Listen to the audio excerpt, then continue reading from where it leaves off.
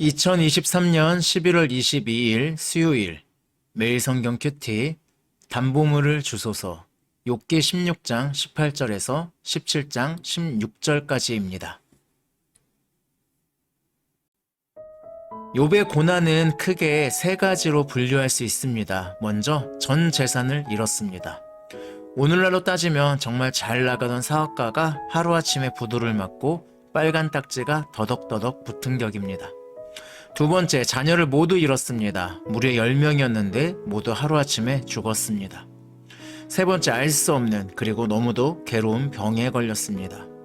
간단하게 세 가지로 그의 고난을 요약할 수 있지만 사실 한 사람이 온전히 견딜 수 있는 무게가 아닙니다. 저는 이 중 하나만 찾아와도 난리가 날 것 같습니다.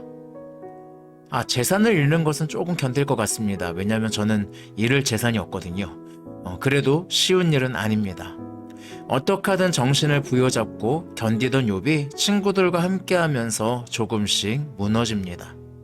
위로가 필요했던 그를 향한 친구들의 비난은 욥의 멘탈을 흔들기 시작합니다. 그래서일까요? 오늘 본문을 보면 욥이 무너지는 듯한 모습을 보여줍니다. 어제 본문만 해도 하나님이 자신을 말려 죽인다고 발악을 했는데 오늘 갑자기 하나님께 눈물로 호소한다고 이야기합니다. 높은 곳에 내 변호인이 있고 그가 친구라고 이야기합니다. 하나님에게 보증인이 되어달라고 이야기합니다. 그리고 하나님께 친구들을 고발합니다. 2절에서 나를 조롱하는 자들이 나와 함께 있다라고 이야기하는데 아무리 생각해도 친구들을 지칭하는 것 같습니다. 4절에서 그들을 높이지 말아달라고 하나님께 간구하는 모습도 보여줍니다.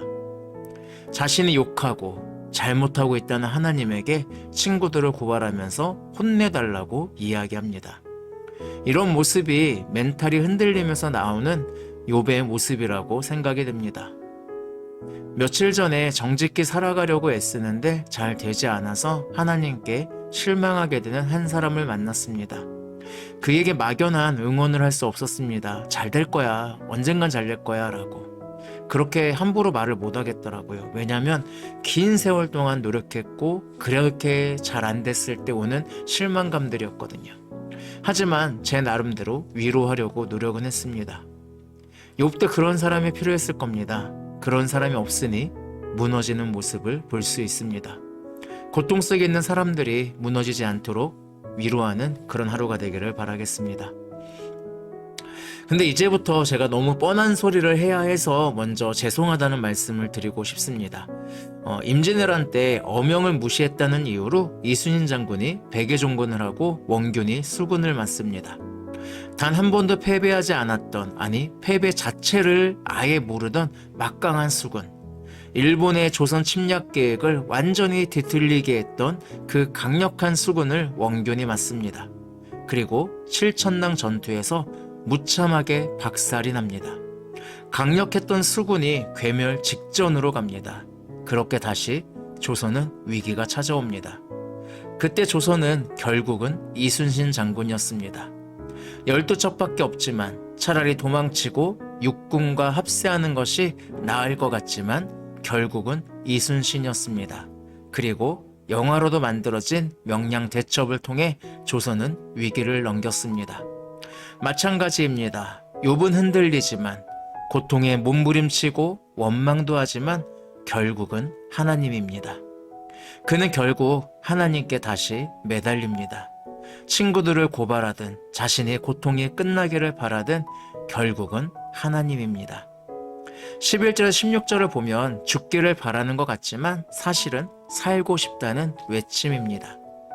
살아서 내 고통을 끝내주는 하나님을 만나고 싶다는 외침입니다. 그리고 욥이 알고 한 것은 아니지만 6장 19절의 고백처럼 하나님은 우리의 증인이 되어주시고 중보자가 되어주십니다. 바로 그 중보자 예수님을 보내주셨습니다.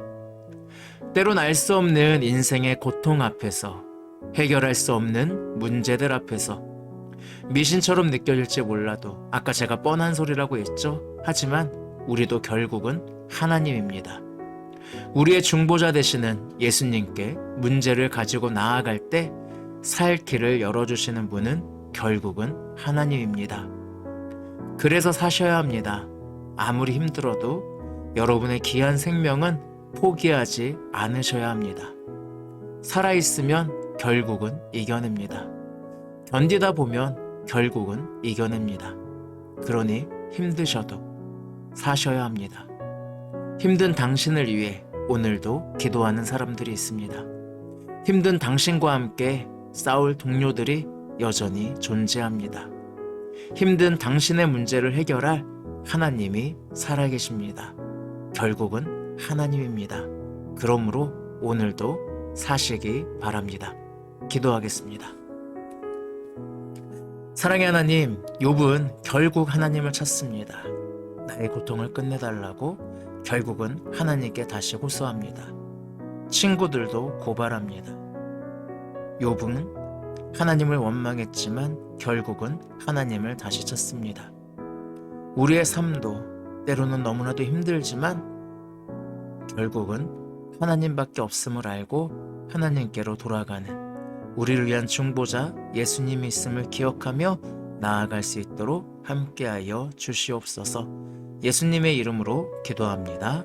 아멘. 오늘도 말씀 안에서 하나님과 동행하는 행복한 하루 되길 바랍니다. 샬롬.